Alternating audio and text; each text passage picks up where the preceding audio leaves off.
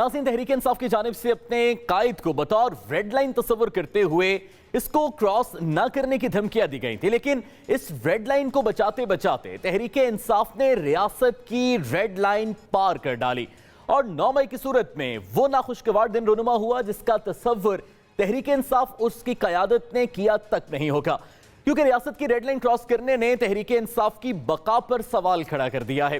तहरीक इंसाफ के खिलाफ मुल्की ट्रैकडाउन शुरू हो गया और सेकेंड टियर लीडरशिप के साथ साथ सियासी कारकुनान को भी गिरफ्तार कर लिया गया और जिस खुशनसीब को अदालत की जानिब से रिहाई मिलती उसको अदालती इहाते से बाहर निकलते ही दोबारा धर लिया जाता और फिर प्रेस कॉन्फ्रेंसेस का ना खत्म होने वाला सिलसिला शुरू होता है, जिसमें तहरीक इंसाफ के रहनुमा अदालत से रिहाई के बाद पार्टी और सियासत से अलहदगी का ऐलान करते दिख रहे हैं।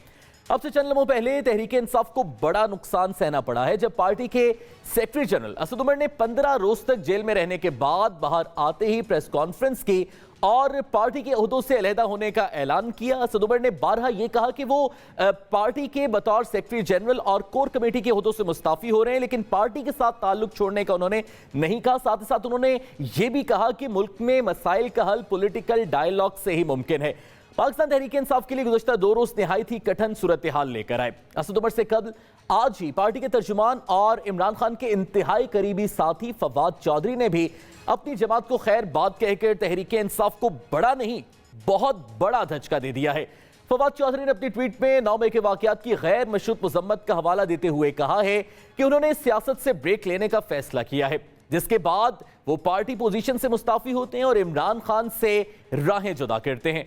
दूसरी जानिब तहरीक इंसाफ में टूट फूट का अमल तेज होते देखकर साबिक रहनुमाओं के मुतहर्रिक होने की इत्तलात भी हैं। बिलखुसूस ये कहा जा रहा है कि जहांगीर तरीन ने सियासी सरगर्मियां तेज कर दी और पीटीआई से एक फॉरवर्ड ब्लॉक मंजरे आम पर आने का इम्कान है।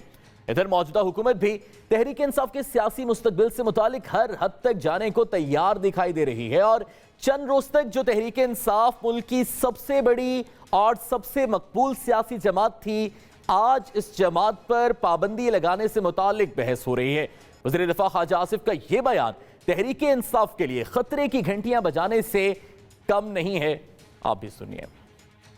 9 मई कोई ऐसा कोई बेसाख्ता या स्पॉन्टेनियस बात नहीं थी, ये सारे के सारा एक प्लान के तहत हुआ है। उसके बाद जो है बहुत सी एविडेंस जो इकट्ठी हो रही है या इनके लोग खुद बता रहे हैं, आप टेलीविजन पे सुना भी है आपने कि उनको पहले ब्रीफ किया गया हो था, 3-3, 4-4 मरतबा ब्रीफ किया गया था कि जी आपने ये करना है अगर मैं गिरफ्तार हुआ। इम्कानात हैं और ज़रूर इसका फैसला कोई नहीं हुआ, लेकिन इसका जायज़ा ज़रूर लिया जा रहा है कि पार्टी के ऊपर पाबंदी लगे।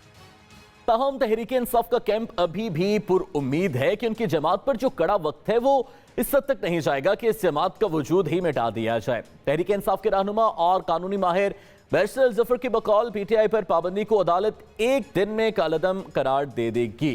उन्होंने क्या कहा, आप भी सुन लीजिए। सुप्रीम कोर्ट ने कहा था कि आप बैन नहीं कर सकते, ये एक बुनियादी हक है हर एक का कि पॉलिटिकल पार्टी बनाए। किसी प्रोटेस्ट के अंदर तोड़ फोड़ करते हैं तो वो एक इंडिविजुअल एक्ट होता है, वो एक इनफरादी एक एक्ट होता है, उनके खिलाफ एक्शन लिया जा सकता है, लेकिन उसकी बिना पे पॉलिटिकल पार्टी को बैन नहीं किया जा सकता। इस किस्म की इकदाम अगर उठाया जाता है तो मुझे यकीन है कि यही अदालत जो है एक ही दिन में उस किस्म के इकदाम को कलअदम करार दे देगी। गो के तहरीक इंसाफ ने नाकाबिले तलाफी सियासी ब्लंडर्स किए हैं, लेकिन क्या तहरीक इंसाफ की सजा तहरीक इंसाफ के खात्मे की सूरत में दी जानी चाहिए? और क्या पाकिस्तान की तारीख में कोई ऐसी सियासी जमात है जिसको सियासी मंजरनामे से गायब कर दिया गया? और अगर ऐसा होता है तो ये सिर्फ सियासी नहीं बल्कि जमहूरी निज़ाम के चेहरे पर कलंक साबित होगा, क्योंकि अगर आज तहरीक इंसाफ ज़ेर-ए-ताब है तो कल कोई और दूसरी जमात भी हो सकती है।